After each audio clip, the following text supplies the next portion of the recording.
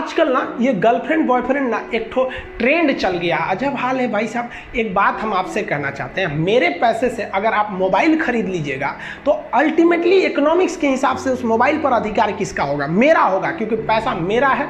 तो आप सोचिए, आप बाप के पैसा से अगर लड़की पटाएंगे तो लड़की किसकी होगी? इकोनॉमिक्स के हिसाब से बाप के लिए। तो लड़कियों को भी कहते हैं कि भाई ऐसा लड़का को मत वैल्यू दो जो बाप की कमाई पे तुमको घुमा रहा है। और लड़कों भी कहते हैं जागो, अगर बहुत शौक है ना गर्लफ्रेंड बनाने का तो अपने पैर पे खड़े हो जाओ। जिस दिन पैर पर खड़े होगे ना उस दिन समझ में आएगा ये सब चीज़ें फालतू चीज़ें होती है।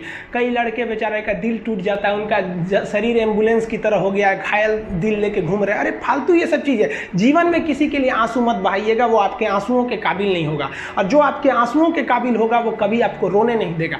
दिल टूट गया, गोली मारो यार। प्यार 24 कैरेट का था आपका, उसी की औकात नहीं थी जो खरीद सके। और हस्बैंड वाइफ में भाई साहब, हमारे जितने दोस्तों की शादी हुई है ना वो सब परेशान रहते हैं हस्बैंड वाइफ में। इन दोनों में केवल एक खराबी है, दोनों अपने आप को सुप्रीम कोर्ट समझता है। हमारे भाई साहब, आप मिलजुल के रहिए। अभी क्या है कि आप जितने भी स्टूडेंट हैं आप सबका जॉब लगेगा, अपने से सब शादी ब्याह सबकी होगी भाई, आपका परिवार खुश रहे।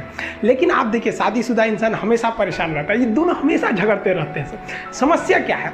वाइफ चाहती है हस्बैंड को समझाएं अपनी बात, और हस्बैंड चाहता है कि हम अपनी बात वाइफ को समझाएं।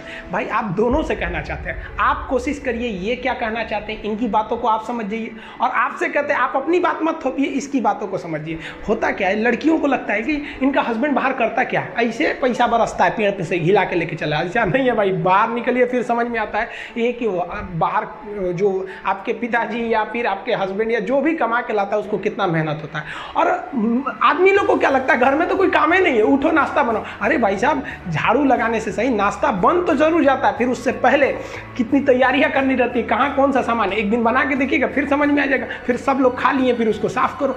सबका अपने अपने चीज जगह काम होता है। कोई दुनिया की हर चीज आपस में इंटरकनेक्टेड है, कोई ज़्यादा कोई छोटा नहीं होता है।